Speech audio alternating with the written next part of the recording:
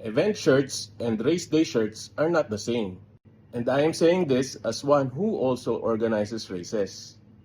An event shirt or singlet is usually made to commemorate the race. Souvenir siya, part siya ng kit, part siya ng experience. At dahil may budget constraints ang mga events, usually hindi posible na gamitin yung mga magagandang fabric, yung magagandang construction, yung magagandang sewing patterns. It doesn't mean na pangit siya. It just means na iba yung purpose niya. For me, karamihan ng event shirts, best gamitin for training runs, daily grind, gym, easy runs, casual use. Pero for race day, ibang usapan na yan. Race day shirts and singlets are designed to do a specific job.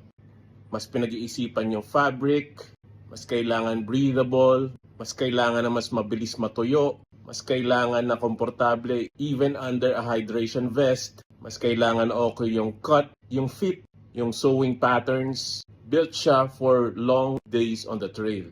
That's why it usually costs more.